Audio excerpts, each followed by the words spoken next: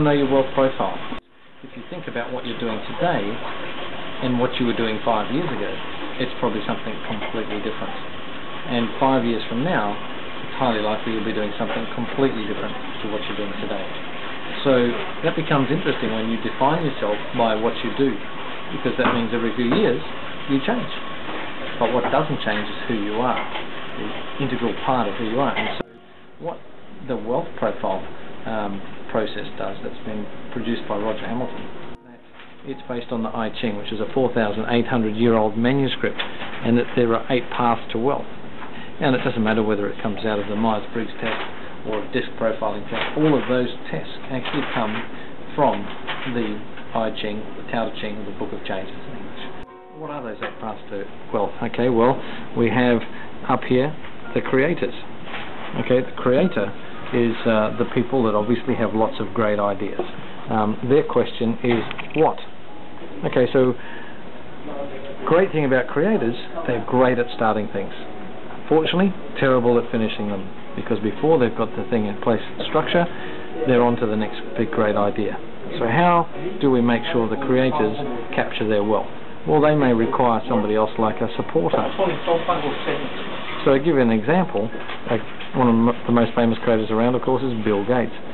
He's a fantastic creator. He loves to produce software, not so comfortable out in front of people. Or engages somebody like Steve Ballmer to get out and push his products out into the marketplace.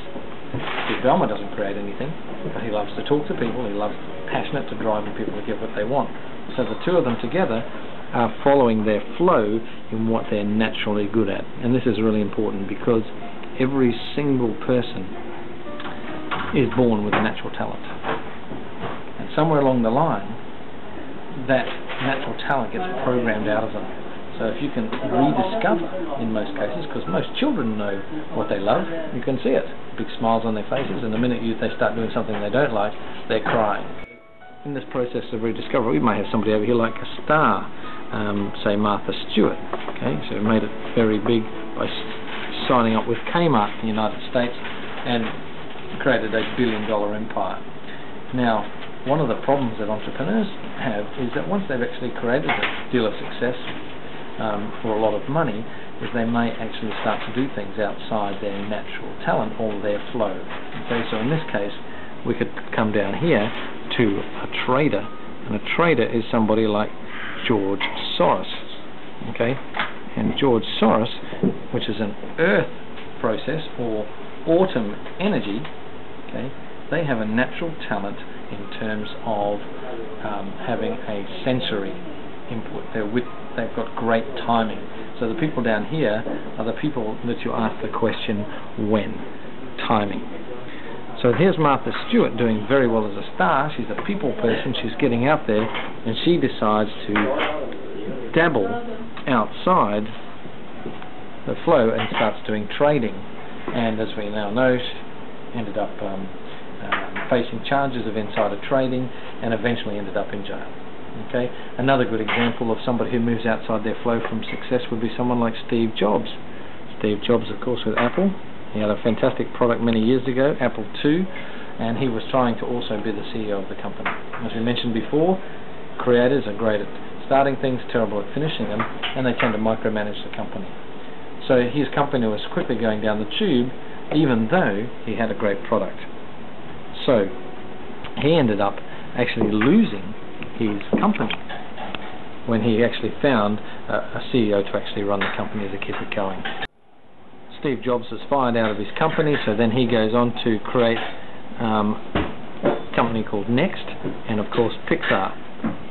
And he's one of the few people to actually ever create $1 billion in different companies through each of these processes. And he has now since been invited back to be CEO of Apple. A nice reminiscence process, but he certainly does not run the company, just as a figurehead. Okay, down here we also have a deal maker. One of the most famous deal makers of all, of course, is Donald Trump.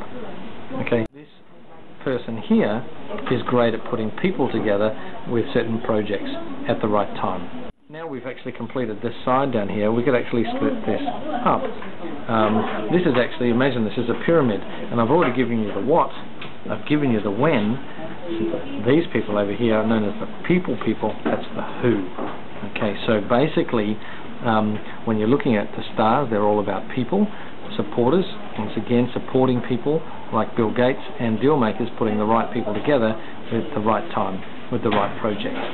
So you could actually put this down over here, in fact, what I call the people, or you could actually have another name for it, are the extroverts, the people who tend to be out there and the life of the party on this side of the base of the pyramid. No, we haven't talked about these people over here. What do these people do? Okay, these people over here are what I tend to call the paper people, okay, or the introverts, okay. These are the people that love, say, for instance, playing with spreadsheets. If you call them up for a cup of coffee, they're going to want to stay home with their spreadsheets. But if you call a person up here who's playing with a spreadsheet for a cup of coffee at Starbucks, they'll be down in a shot, regardless how important the spreadsheet is. Okay? They're people. Yeah, well, let's finish the bottom of the line here. Over here we've got accumulators.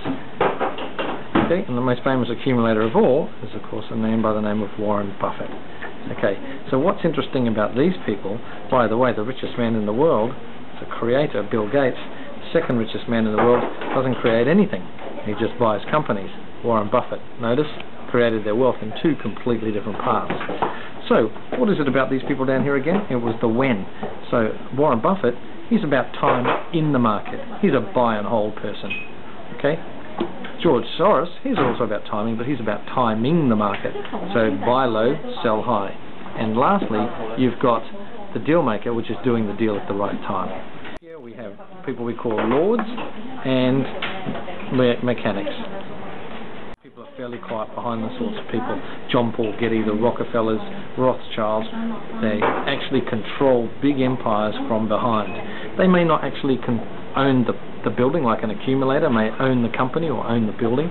A lord will actually control the process. So in other words, let's say in the IFC building, this would be the person who would go and negotiate a lease for the building at the lowest possible price, then go out, find someone to rent it to at the highest possible price, and they would take the margin. Okay, they would have the lease. They don't own the building, but they have. Who would be a lord now? A lord would be John Paul Getty. John Paul Getty. Yes. Okay. So, or the Rothschilds, or the Rockefellers, okay. or Onassis. Okay. So, and these are not tend to be people. These are the people that are not out in the limelight. Paper people. Yeah. In each of those cases, you will probably know very little about the background of those people, other than that they tend to be extremely rich. A mechanic then? Now, a mechanic is someone, the most famous mechanic of all is Ray Kroc of McDonald's.